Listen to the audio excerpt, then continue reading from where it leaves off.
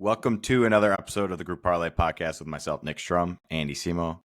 Kev is running late for work today, but he got us picking.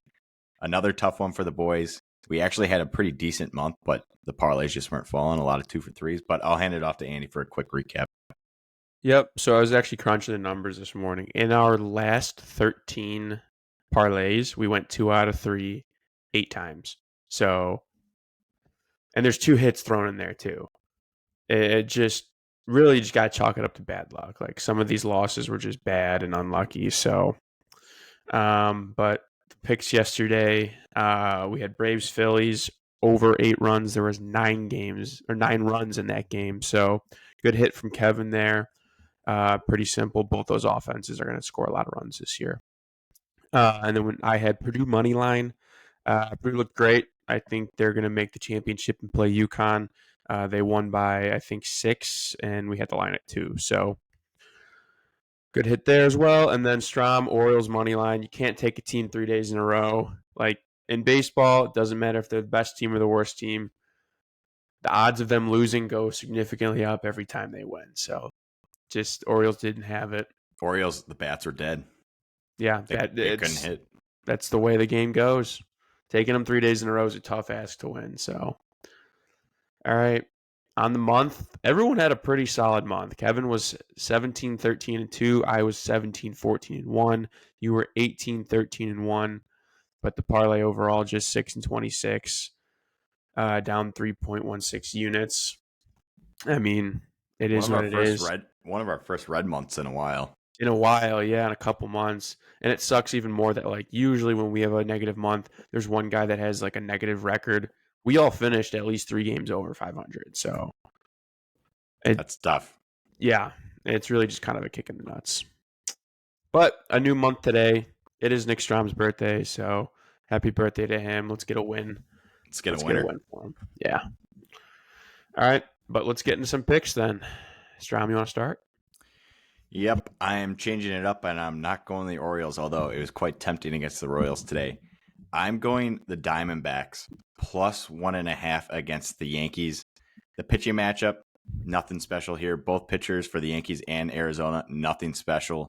I'm just kind of fading New York here. They're going to lose at some point. They just swept Houston in Houston. Arizona has an elite offense. I just expect the NL West, actually the NL champions from last year, to take the Yankees down finally. And I like it with plus 1.5 here. So give me the Diamondbacks. Yep. I was eyeing this pick too. I mean, the great thing about this is they can even lose by 1 and we win.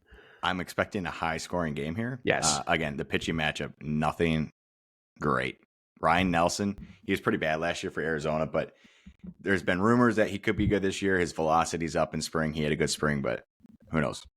Spring doesn't always translate. No, it doesn't. All right. I'll give Kevin's pick. He's going Braves minus 1.5. They're playing the White Sox. So, I mean, it's a straight up better baseball team pick. The Braves have top 2 offense in baseball. The White Sox, they just lost Eloy Jimenez.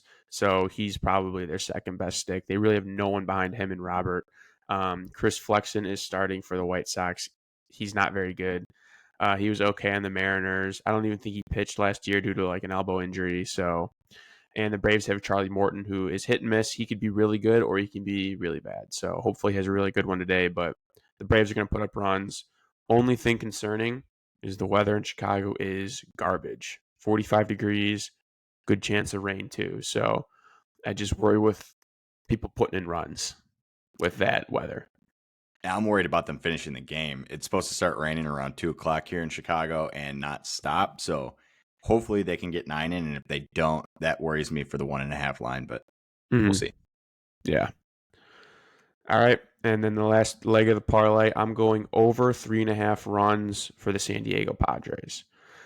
The Padres, obviously, Machado, Tatis, Bogarts, Ha-Seong Kim has been playing really well so far. And Luis Campusano, their catcher, he's been actually hitting like 350. I know it's early in the season, but those sticks have been hot. The other thing, they're playing the Cardinals. Kyle Gibson's on the bump for the Cardinals. He gave up the most hits in the MLB last year at 198. He also gave up 24 home runs. He gives up a lot of hits, a lot of home runs. He walks a fair amount of people too. The other thing is the Cardinals, they've been playing shoddy defense. They really have been really bad overall. They've given up a ton of runs. They just lost 3 out of 4 to the Dodgers. I there's no way the Padres don't score 4 runs in this game. They've done it every game except one, and they're playing arguably the worst pitching staff in baseball. So give me the Padres all day. 4 I 4 love runs. it. Kyle Gibson sucks, so He's so bad. I'm here for the 3.5.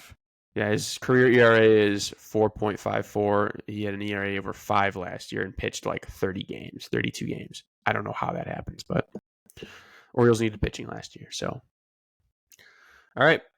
To recap the parlay, we got Braves minus 1.5 at minus. Oh, sorry. That's wrong. Yeah, but we have Braves minus 1.5 at minus 138. Padres over 3.5 runs at minus 140. Diamondbacks plus 1.5 runs at minus 144. Comes out to plus 401 for the parlay. On FanDuel, there's a 30% boost. Comes out to plus 521. Be a great way to start the month. Let's start the month off hot, and don't stop. Yes, agreed. Let's have a 10-unit month. Let's get this one for Strom's birthday. Let's get it. Let's get it.